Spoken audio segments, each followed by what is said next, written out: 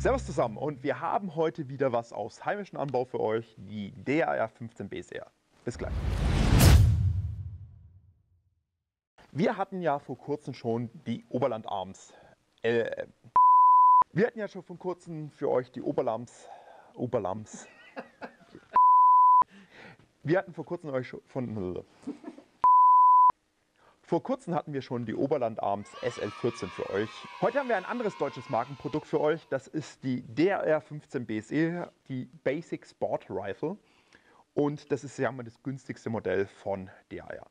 Das ist jetzt auch nicht hundertprozentig genau das Modell, wie man es bekommt, weil das ist die Helmut Hoffmann Special Edition, aber die gibt es halt nicht mehr.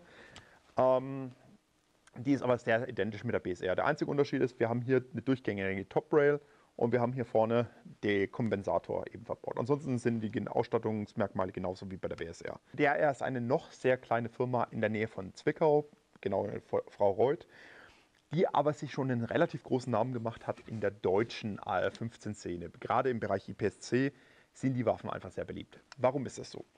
Naja, die Dinger werden wirklich größtenteils in Deutschland gefertigt. Also größtenteils heißt, es werden ein paar Kleinteile sowie Federn und Bolzen zugekauft und die Plastikschäftungen, die sind größtenteils Magpul und Hook. Also da wird ein bisschen was zugekauft, aber ich sag mal, der Großteil der Waffe selber wird bei DAR gefertigt. Die Läufe werden bei Lothar Walther zugekauft, beziehungsweise die Rohlinge, die passen sie dann eben noch auf ihr System an, arbeiten die um. Das Modell BSR ist eben das Basic Sport Rifle und die ist, ich sag mal von den Key Features ein bisschen runtergespeckt, einfach um sehr attraktiv zu machen für den Kunden. Also wir haben hier für den Bereich von knapp 2000 Euro eigentlich ein vollwertiges System. Vollwertiges System heißt auch, wir haben hier die Schäftung für den Magpul CTR. Wir haben den Magpul Mo Pistolengriff und ja, wir haben eine beidseitige Bedienung. Also wir haben hier den beidseitigen Feuerwahlhebel bzw. Sicherungshebel. Wir haben einen beidseitigen Magazinfang. Wir haben auf der Seite nur den Bolt Release, also sprich wir haben hier einen Taster, wenn wir da drauf drücken, geht der Verschluss auch nach vorne. Wir haben hier ein Polymer Dust Cover, das DAR-Logo mit Adler, schön eingraviert. Eine durchgängige Top Rail, die auch etwas weiter nach hinten geht als normal. Hier auch nochmal das DAR-Logo. Beidseitig bedienbarer gasabweisender Ladehebel und wir haben den Lothar Walther Lauf eben verbaut und hier vorne eben den Kompensator, der aber halt bei der BSR standardmäßig nicht dabei wäre. Eine wirkliche Besonderheit von DAR ist, dass wir hier einen Millet Receiver haben. Also nicht wie bei Oberland Arms zum Beispiel einen Forged Receiver, der ja eben hier im Schmiedeverfahren hergestellt wird, sondern das ganze Ding wird hier im CNC-Verfahren aus Teilen eben, also aus Halbzeug eben gefertigt. Die Besonderheit ist dabei hier, dass der Handguard und der Upper Receiver miteinander verschraubt sind. Also da wird nicht einfach zwischen die Barrel Nut geklemmt, sondern da wird hier am Receiver direkt angeschraubt. Hat den Vorteil, dass wir ein sehr stabiles Gehäuse haben, also die fühlen sich fast an wie eine Einheit und das macht das ganze System sehr, sehr verbindungssteif und sehr stabil. Und gerade auch im aufgelegten Schießen, wir haben mit dem Free-Float-System, wie bei den meisten AR-15 mittlerweile, schon sehr, sehr wenig Übertragung vom Sandsack oder von Zweibein auf den Lauf. Hier ist es absolut ausgeschaltet, also hier kann eigentlich nichts mehr auf den Lauf einwirken.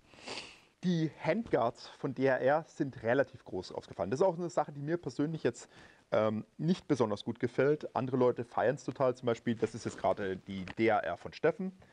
Das ist wirklich eine Geschmackssache. Steffen findet es super geil, dass der so ein bisschen fleischig ist, dass man den so schön greifen kann. Ist auch der Vorteil, dass man bei verschiedenen Modellen hier den Schalldämpfer gleich mit in den Lauf integrieren kann, wenn er ein bestimmtes Maximaldurchmesser hat. Aber ich persönlich muss sagen, mir ist er ein bisschen zu fleischig. Standardmäßig sind die meisten DAR-Gewehre eigentlich mit dem RTS-System. RTS ist das eigens entwickelte System von DAR. Das ist wiederholgenau, das ist sehr einfach anzubringen und eigentlich ein überlegendes System. Jetzt ist aber halt Magpul standardisiert und du kriegst ja für RTS kriegst du nur DAR-Zubehör. Sprich, deswegen hat DAR jetzt auch den Schritt im letzten Jahr gewagt und hat die Produktpalette standardmäßig auf M-Log umgestellt. Also sprich, die ganzen Waffen kommen jetzt standardmäßig mit M-Log Vorderschaft. Man kann auf Wunsch immer noch RTS machen. Theoretisch kann man auch die Sachen immer noch mit Keymod bestellen. Wäre eine Sonderanfertigung dann. Was jetzt diese Waffe auch noch sehr speziell macht mit dem Kompensator ist, dass die Waffe nahezu keinen Rückschlag hat. Sie ist sehr leicht, weil wir eben hier ein Pencil Barrel Profil haben. Sie schießt sich deswegen auch sehr ruhig, sehr leicht Und vor allem mit dem Kompensator, man hat schon fast einen Minusrückschlag, also man merkt fast gar nicht, dass man schießt.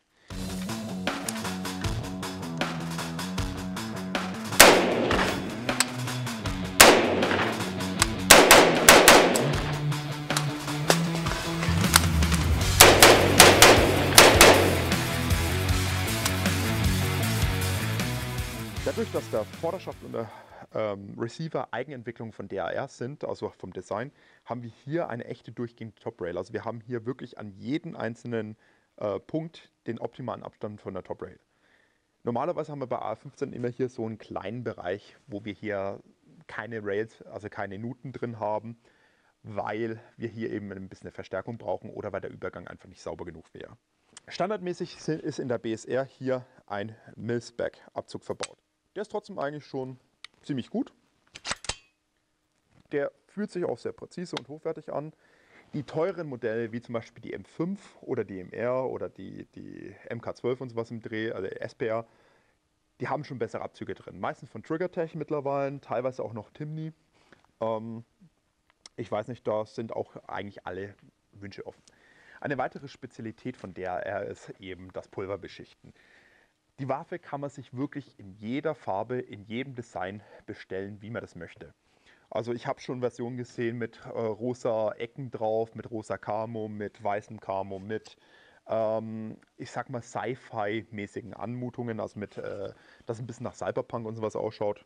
Deswegen, wie gesagt, man kann sich hier wirklich grafisch austoben, wie man möchte. Insgesamt ist die DAR eine Waffe, die ich bedenkenlos jedem Sportschützen empfehlen kann. Für die Anwendung als jagdliche Waffe finde ich sie manchmal ein bisschen zu verspielt vom Aufbau.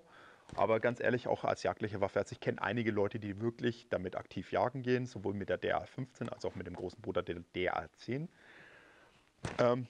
wo absolut keine Probleme sind. Der große Vorteil ist aber halt gerade in der Leichtbauweise, vor allem in dem Modell IPSC, gerade im IPSC, weil wir haben hier wirklich extrem leichte Systeme, die sehr führig sind und sehr modern gestaltet sind. Was man bei DAR auch auf jeden Fall noch mit erwähnen muss, ist, dass jedes Modell kommt standardmäßig mit einer verstellbaren Gasabnahme. Da steckt man von vorne einen Imbusschlüssel rein, dreht ein bisschen und kann die Gasabnahme stufenlos auf die Ansprüche des Schützens eben einstellen. Minuspunkt aus meiner Sicht ist eben hier, dass wir aber hier keine Rastpunkte haben. Also sprich, das ist stufenlos wirklich, wie man sagt.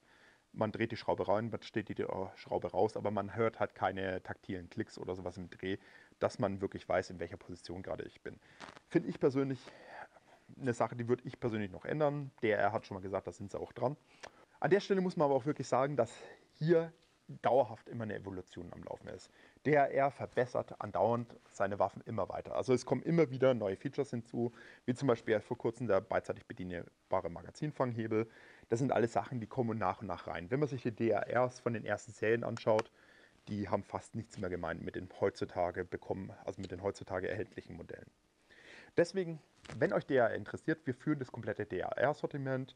Wir können euch da gerne alle Fragen beantworten. Und wenn euch dieses Video oder solche Videos gefallen haben, dann schaut auch das nächste Mal rein. Hier bei Kuma Tech Tale. Lasst ein Like und ein Abo da. Bis dann.